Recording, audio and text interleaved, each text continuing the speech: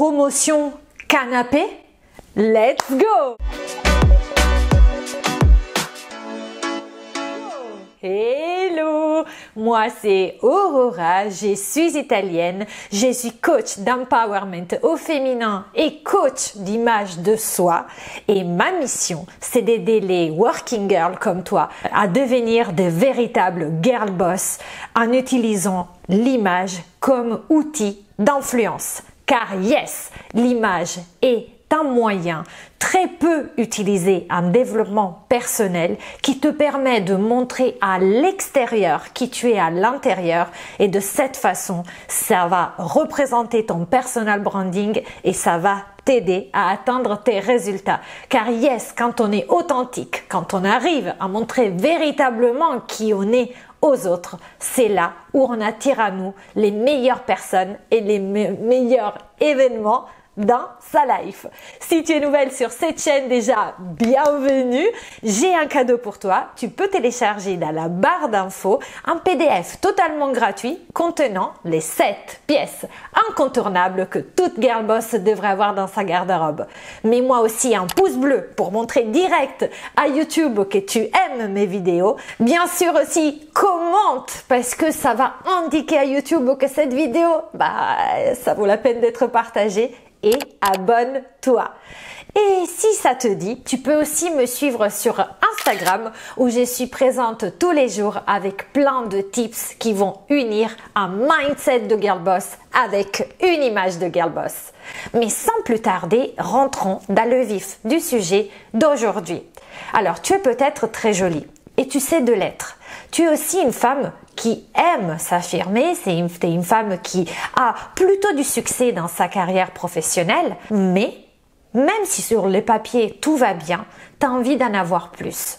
Et peut-être, si tu es jolie, si tu te mets en valeur, si tu sais comment valoriser ton intellect et justement avoir un bon personal branding, tu as peut-être eu des avances désobligeantes de la part de tes responsables ou de tes collaborateurs ou, si tu es indépendante aussi, de la part de tes clients qui te laissent miroiter la possibilité d'en avoir plus de ton job si tu passes à la casserole. Alors je sais, peut-être ça va être je ne sais même pas d'ailleurs si YouTube va pas me censurer cette vidéo parce que on va parler de choses un petit peu qui dérange, mais dites-vous, et je sais que si tu es dans la description de la fille que je décris tout à l'heure, tu vas te reconnaître là-dedans. Malheureusement, même aujourd'hui, pratiquement en 2022, il arrive encore que les femmes soient obligées de se retrouver face à cette situation. Du coup, comment réagir? Quoi faire si ça t'arrive d'avoir des propositions indécentes de la part de ton entourage? On va regarder ça de près. Donc, la première chose à faire, c'est de prendre une décision. Car yes, celle qui sait jusqu'où elle veut aller pour obtenir ce qu'elle veut, c'est toi. Il faut que tu sois très bien en clair. Objectivement, je peux te raconter mon expérience et ça ne m'est pas arrivé une seule fois.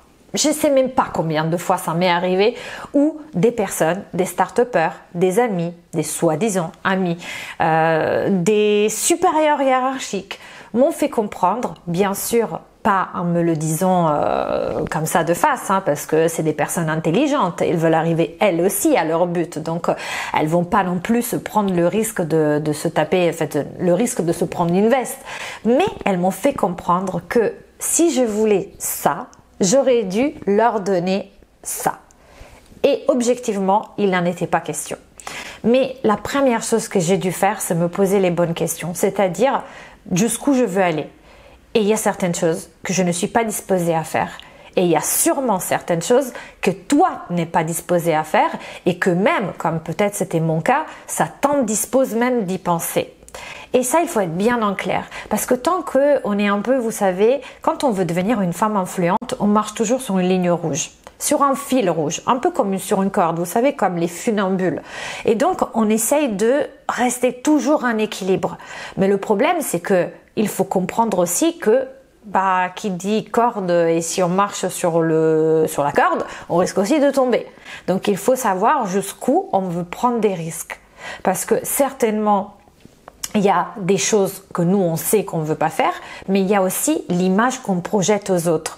Et il faut faire très attention parce que c'est justement quand il n'y a plus d'adéquation entre l'image que nous voulons donner aux autres et la façon dont nous sommes perçus que les autres, c'est là où on commence à avoir des problèmes. Donc premier point, sois déjà bien en clair sur ce que tu veux et ce que tu ne veux pas faire, sur tes limites, sur ce que tu peux accepter et ce que tu n'accepteras plus, sur ce que tu tolères et ce que tu ne toléreras plus. Parce que objectivement, c'est à toi de décider. Le deuxième point, c'est de contrôler toute ta communication non verbale. Je m'explique. Si je suis face à quelqu'un qui me fait des avances et ce quelqu'un, il commence à me le faire entendre de façon assez claire. Et moi, j'ai plusieurs façons de lui dire la même chose. Alors on dit souvent oui, mais si c'est non, c'est non. Oui, bien sûr, il faudrait toujours écouter ce qu'une femme me dit. Maintenant, si j'ai dit à quelqu'un non en lui touchant la main, il va peut-être comprendre oui. Si je lui dis non en disant non, non, vous voyez cette façon de osciller la tête, de la mettre sur le côté, concrètement, c'est un symbole de séduction. Donc quand vous voyez, si vous faites ça, je ne sais pas si vous le faites de façon intentionnelle ou inintentionnelle, mais justement toute la puissance du personal branding, c'est de décider en toute conscience ce qu'on est en train de faire, d'être consciente du message qu'on fait arriver aux autres. Et donc si tu dis non en faisant ça, il y a des chances que la personne perçoive qu'il y a quand même moyen. Il y a aussi le fait de regarder, de répondre toujours par l'affirmative ou même d'être en adoration. Ce que je dis là, quand on parle avec quelqu'un, on peut montrer de l'empathie, on peut montrer que on est intéressé par ce qu'il nous dit, mais on peut aussi être dans la, dans la surenchère. Et par exemple, une surenchère, ça pourrait être quelqu'un qui, même dans un milieu professionnel, on parle de milieu professionnel, vous disent, voilà, vous savez, vous pourriez, si j'étais vous, avec vos caractéristiques, avec vos qualités, je serais déjà là, je suis sûre que vous pouvez en faire plus. Et il vous fait entendre qu'il ne parle pas que du côté professionnel. Et vous lui dites, ah bon, et qu'est-ce que je pourrais faire? Ah oui, mais ça serait génial. Eh ben, vous voyez comme ça, vous passez pour une cruche.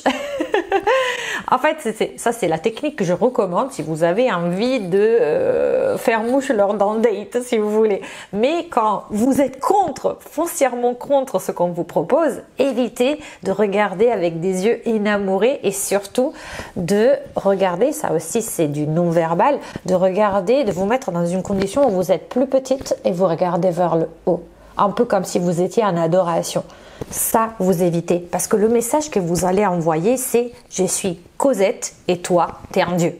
Donc, il faut vraiment, au contraire, aussi dans le non-verbal et dans le paraverbal, vous parlez toujours avec les épaules redressées, la poitrine en dehors, le col bien droit. Vous regardez la personne droit dans les yeux, mais pas de façon défiante non plus, surtout si c'est un niveau hiérarchique très haut, parce qu'il pourrait prendre ça comme un défi et donc, au contraire, essayer de vous tuer à jamais et de se venger, surtout s'il comprend qu'il est en train de se prendre une veste.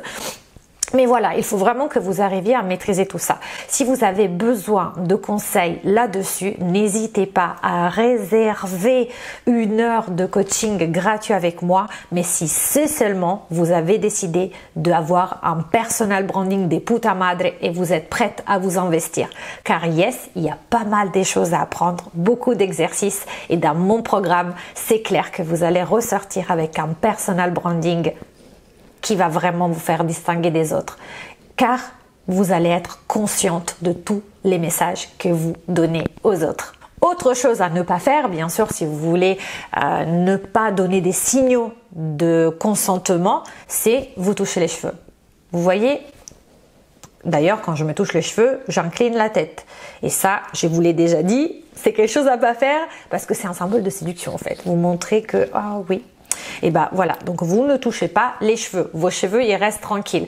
D'ailleurs, vous voyez, peut-être vous vous êtes posé la question, mais c'est pour ça que souvent les femmes un peu dans des conditions de pouvoir ont souvent les cheveux attachés, ou en tout cas historiquement, hein. Après aujourd'hui on peut faire ce qu'on veut, mais historiquement vous savez le chignon, etc.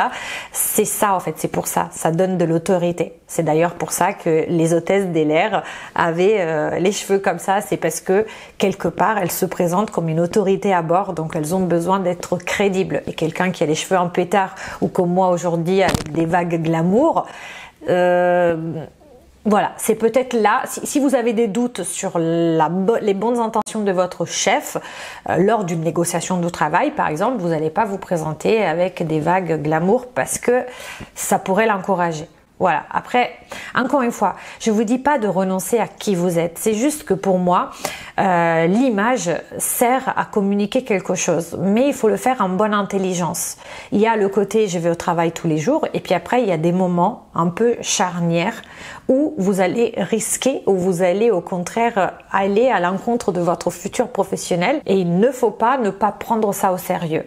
Voilà, il faut être consciente, il faut avoir l'intelligence de comprendre que parfois, il faut quand même adapter sa façon de s'habiller, de se maquiller, de se coiffer et surtout de se poser, son attitude, son non-verbal, son verbal, son paraverbal, de façon à justement passer le bon message. Car encore une fois, on ne peut jamais, vraiment jamais être sûr à 100% de comment les autres vont nous percevoir. On n'a aucun moyen de contrôler ce que les autres pensent. Si j'avais la baguette magique, je vous la donnerais, la solution miracle, mais on peut les influencer. Et mon rôle aujourd'hui, si je suis là, c'est pour vous transmettre ça à côté de, en fait, en termes de personal branding, pour que, en tout cas, vous soyez sûr du message que vous êtes en train de délivrer. Après, chacun l'interprétera aux yeux et avec les yeux, avec le filtre de sa culture, de son éducation et de son vécu. Le troisième point, c'est d'être toujours ferme mais courtoise. Vous savez l'expression qui dit soyez toujours attends, comment c'est mince, je trouve à chaque fois je me plante, mais je sais pas, un point dur dans la main de velours. Bon bref, dites-le moi dans les commentaires, je suis désolée, j'ai perdu un petit peu mes mots, mais c'est exactement ça en fait. Il faut vraiment que vous soyez poli, agréable et en même temps très ferme. Très ferme. Et donc là, c'est beaucoup se joue dans le ton de votre voix. Vous allez sûrement pas parler de façon rapide parce que là, vous allez montrer à votre interlocuteur que vous êtes stressé, que vous êtes en situation de difficulté et donc vous allez par opposition, par conséquent, lui donner la possibilité de reprendre le lead sur la conversation. Or, c'est vous qui devez garder le lead. Donc à ce moment-là, vous gardez un bon ton de voix, bien décidé et de façon polie, vous pouvez le reprendre en disant attendez, peut-être on ne s'est pas compris. Ou voilà.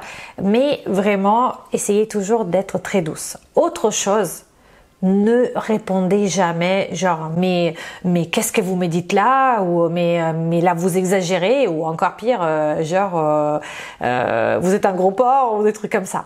Déjà pourquoi? Parce que si la personne est mal intentionnée, alors là je ne parle pas du milieu professionnel, normalement même si elle est mal intentionnée elle va pas le faire, mais par exemple vous êtes dans le métro et quelqu'un vous touche la cuisse, si vous vous retournez contre ça, les autres ils vont être paralysés, ils vont pas spécialement intervenir, et la personne, si elle est vraiment mauvaise, elle va se sentir d'autant plus excitée et encouragée par le fait que vous êtes en train de le remettre à sa place. Donc au contraire, il faut en revanche que vous soyez très ferme. Donc bon, dans le cas du métro, vous vous éloignez si vous pouvez, et dans le cas professionnel, toujours laisser quand même une way out, c'est-à-dire une voie de sortie à la personne. Jamais d'humiliation frontale au travail. Surtout si la personne c'est un supérieur hiérarchique, parce qu'il pourrait toujours et il trouvera toujours la façon de se venger. Je suis désolée, cette vidéo elle est un peu cynique, mais je peux vous assurer qu'il vaut mieux toujours garder la face, faire garder la face, je veux dire, à la personne en face. Jamais lui faire perdre la face. Donc une façon très polie, ça pourrait être si elle vous dit par exemple oh on va dîner ensemble, etc. Ah, ça serait possible de vous donner une augmentation, mais il faudrait que vous en montrez un peu plus, etc. Et à ce moment-là, ça pourrait être par exemple rebondir sur la clé de l'humour en disant par exemple je vais vous montrer vraiment la professionnelle que je suis lors de la prochaine réunion. Voilà, vous cherchez toujours de façon qu'il comprend que vous avez compris, mais qu'il ne se sente pas humilié par votre réponse. Et puis après, dans le 4e point, c'est vraiment si vous n'avez pas d'autre voie de sortie, vous, parce que la personne vous coince, et là je reviens plutôt, pas spécialement dans un milieu professionnel, mais ça peut vous arriver dans la rue, à la fin d'une soirée, ou dans le métro, d'être importuné par quelqu'un qui vous le colle au basque, et à ce moment-là, vous allez susciter l'émotion qui est celle qui rejette tout le monde, qui va faire que même si lui il a des vues sur vous, même s'il a envie de vous sauter dessus, il le fasse pas, c'est les dégoûts. Le dégoût, c'est vraiment quelque chose de phénoménal.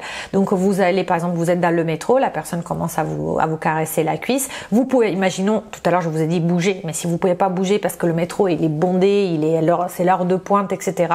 Vous vous retournez vers cette personne, vous la regardez dans les yeux et vous dites « Je suis désolée messieurs, j'ai envie de vomir ». Là, vous allez lui couper son élan. Ça fonctionne à tous les coups. Essayez. J'espère même que vous n'ayez pas essayé, mais en tout cas, sachez-le. Alors, si cette vidéo sur justement comment éviter, en tout cas, et c'était un peu un titre provocateur sur la promotion canapé, mais concrètement, c'est comment obtenir, comment s'en sortir d'une situation qui pourrait être un peu malaisante envers vos supérieurs hiérarchiques ou envers des mecs ou qui, dans des situations autres qui peuvent être en fin de soirée, dans le métro, etc. J'espère que cette vidéo sur comment vous en sortir vous aura plu. Et j'espère aussi que vous pourriez avoir vos augmentations. En tout cas, regardez dans ma chaîne, il y a vraiment d'autres vidéos sur comment négocier une augmentation, comment obtenir plus d'argent, comment s'affirmer. Donc, n'hésitez pas, il y a vraiment énormément de vidéos. Mettez-moi dans les commentaires ce que vous avez pensé de cette vidéo et quelle est votre technique ou votre vécu. Si vous avez déjà vécu des choses où quelqu'un a essayé de vous convaincre à passer à la casserole, et abonnez-vous sur Instagram, abonnez-vous tout de suite à cette chaîne, et puis après je vous dis ciao et à la prochaine.